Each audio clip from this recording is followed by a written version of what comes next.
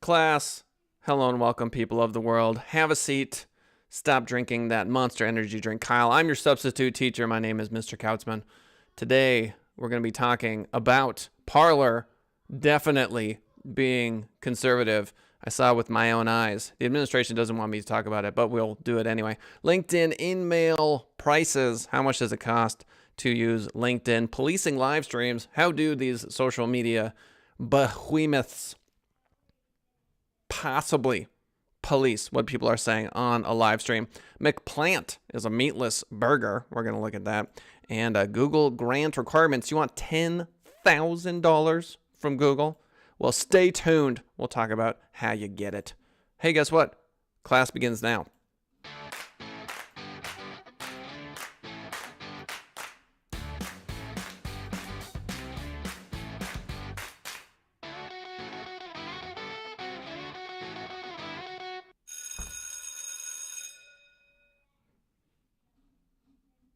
Oh, yeah. Yep. Class is in session. 10:30 a.m. Pacific Standard Time.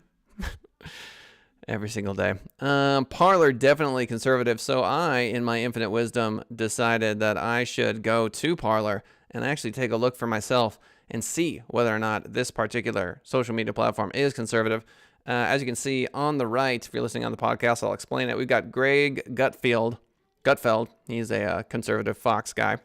We've got Kayleigh McEnany, the Hodge twins. They're very conservative. Steven Crowder, very conservative. I'm not saying it's right or wrong. I'm saying it's right to the right, politically speaking. The conservative Latina, also someone I'm supposed to follow.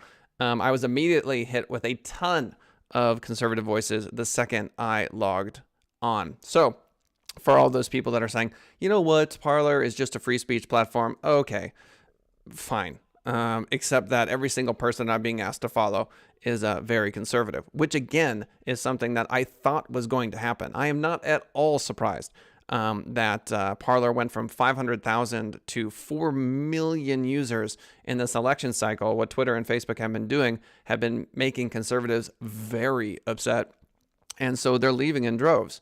From an ad perspective, this is really important because if you are one of the few advertisers to go onto Parler in the early days, you might do quite well. I actually looked up how many entrepreneurs and business owners are Republican. A survey released by the National Small Business Association found that 39% of small business owners are affiliated with the Republican Party, 22% with the Democratic Party, and 29% consider themselves independents. So huge slice of the pie consider themselves conservative when it comes to entrepreneurship and business ownership. So if you want to get ahead of the curve, Parler is something that you need to ruminate on. So from NBCnews.com, I'm going to read from that article. As Twitter labeled tweet after tweet from President Donald Trump in recent days, some conservatives decided they'd had enough. Trump needs to get active on Parler. They won't censor him there. So obviously censorship, the main concern. So long, Twitter friends, exiting all big techs and switching to Parler, wrote another. And there's plenty more of folks on the right that feel this way. So while the survey suggests, okay. And so many of them joined Parler, a Twitter-like social media platform that has for 2 years been a minor destination for conservative politicians and media figures. Like other social media apps, Parler has a feed of posts to scroll through. To me, it more looks like Facebook than it does Twitter. Posts can be up to 1,000 characters, and they can include links and photos. It's funny to me because the core of what Facebook is, which is people sharing memes and video and text, that's not all that impressive. There's a big to-do about how technologically advanced Facebook is, but a lot of that is just to sell ads. So a great deal of what makes Facebook great is simply the feed. And yes, their algorithm might show you some interesting stuff, but it's not all that impressive in 2020. So it's not surprising to me that Parler quickly just creates something like it and says, we're not going to sell your data. And that appeals obviously to conservatives. Back to the article, Parler is surging. It sits atop the charts of app stores, boosted in large part by supporters who agree with Trump's decision to continue fighting the results of the election in the courts and on the internet. Twitter declined to comment on the growth. And while Parler is far from the first social media platform to cater to users who feel that policies regulating hate speech, harassment, and disinformation have gone too far, its embrace by prominent conservatives and its sudden influx of users hint at a once informal online dynamic that has recently become more official: the blue internet and the red internet. This really only felt like a matter of time to me. And while social media companies have traditionally boasted about growth, the emergence of an alternative platform like Parler comes at what might be considered an opportune time for the platform it's meant to replace. So basically, I would say that the rapid growth in Parler is an opportunity for advertisers to get in at the inception of something. Now, the fact that it is currently basically a Republican safe space, yes, I know that sounds silly, is only its current iteration. I think a lot of folks are going to be leaving Facebook. A lot of folks left Facebook already, and they're going to wind up in places like Parler. So put it on your radar. We may in future episodes be taking a look at the advertising options on Parler that you may want to consider. If you're vehemently opposed to even the concept of something like Parler, then don't go there, don't use it. But if you're interested in reaching that particular demographic, it might be something where you can take advantage early in the game. So LinkedIn in-mail prices. So if you want to send direct in-mails to folks, how much do those cost on LinkedIn? This according to business2community.com. LinkedIn in-mail is a messaging feature available for premium LinkedIn accounts that allows users to send messages to people they do not currently have a connection with on the platform. This feature is essentially an extension of the standard private message feature.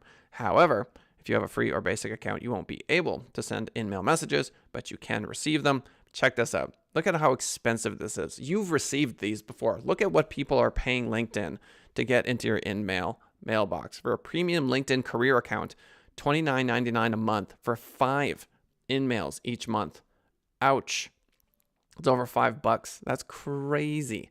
Premium LinkedIn business account, $47.99 for 15 in-mails. LinkedIn Sales Navigator, $80 a month for 20 in-mails each month. So the next time you receive an in-mail in your box, you got to wonder, wow, how much did somebody spend for this? The in-mail credit rolls over each month, which means that any unused credit can be used up to 3 months later. Users can also receive in-mail credits for an in-mail message that gets a response within 90 days. So if you want to reach the CEO of Coke, can you imagine how many in-mails they get? Or a VP? You can, but it's a little spendy. So B2B, there are some applications here. B2C, not really, but kind of. I would argue that if you're looking for that big meeting, or maybe you've already met them and you lost their card, there are some instances where this makes some sense, or you just simply cannot get to the person that you want to get to. This is a very sort of put your sales hat on tactic that is costly. So this is a live stream, obviously. Thank you to everyone who's hitting the like button, by the way. And if someone were to come into this live stream, hear some of the words I'm saying, and make a decision about whether or not it should get shut down, demonetized, etc., that to me is a technologically difficult issue to address. So policing live streams, NPR.org writes, as unproven theories and rumors multiplied online during the election, major social media platforms, including Facebook, Twitter, and Google-owned YouTube, took more aggressive action than ever before to limit the reach of unsubstantiated or false claims that could undermine confidence in the democratic process. So let's say, for example, there are certain keywords that the algorithm could pick up on and certain key phrases that they could pick up on. It's not difficult for the machines to understand the words that we're saying, but what specific combination of words is required to get banned on a live stream? That's where this gets a little dicey. So one area that's become increasingly worrisome, according to the article, to misinformation researchers, is live streamed videos, often posted by conservative influencers like Weaver. Quote, "This is where the content moderation frontier is right now," said Renee DiResta, a misinformation researcher at Stanford. In the months leading up to the election, platforms have taken down violent content, made misleading posts less visible, and added warning labels to false claims. Those are all tools, DeResta noted, that are nearly impossible to apply in real-time video. So I have seen folks on the right, like Steven Crowder, what they'll do is they'll put a little box in the lower right-hand corner of some CNN broadcast of, Biden speaking or whatever. And what ends up happening is they feel like they have to constantly be talking, because if the machine, if the AI picks up on the fact that it's playing that other copyrighted video, it'll auto shut down. So that's one of the ways that they get shut down. The other way is simply that, NBC and, Viacom and these sort of folks know that he does this on the regular. And so they'll go in and they'll shut it down with a kind of direct attack, you could say. To be fair, Crowder is using information that's available to the internet, but is probably copyrighted. And so there you go. So back to the article, live videos attracted a lot of viewers, but are hard to scrutinize. The platforms have leaned into live video in a bid to keep people's attention longer. It's promoted over other types of video. Users who subscribe to a video channel often get push notifications when someone they follow has launched a live stream, but experts say the stream often occupy an ambiguous zone. So there you have it. The policing of live streams is going to get much better in the future. It's still relatively, I don't want to say relatively rare. It's become much more popular in the pandemic as people are looking for ways to speak publicly, reach their audience. One of the pieces of the puzzle, if you are considering getting into live streaming, is you got to have a great upload speed. So don't think you can just have mediocre internet and all of a sudden you're live streaming. It's not how it works. And from an advertising perspective, obviously live streams are a big deal. YouTube video creation is very saturated. There's still some space in the live stream world. And as we mentioned earlier, places like Parler and these sort of new social media platforms, TikTok, Parler, etc., there are always new venues cropping up that you can take advantage of. Live streaming is one of the skills that I highly recommend you practice. So McPlant Meatless Burger. I grew up with McDonald's ads, as I'm sure you did too. I am happy to see that McDonald's has finally moved forward on the plant-based revolution. This from adage.com. Wendy's old slogan, "Where's the beef?" can now apply to McDonald's. McDonald's is arriving to the meatless patty party with its own plant-based product, fittingly called McPlant. The quick service restaurant worked with Beyond Meat to create the new patty. They're fighting against Burger King, which made a deal with Impossible Burger. I eat a lot of veggie burgers, and so swinging by Burger King is kind of one of the magnets when it comes to fast food. Del Taco has some meatless option, but I thought it was pretty gross.